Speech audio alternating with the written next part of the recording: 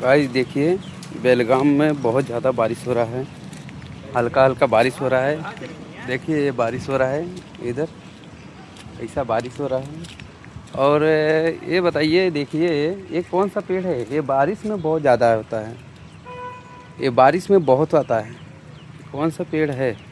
आप लोग कमेंट करके बताइए।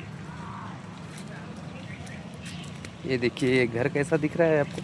अच्छा दिख रहा है।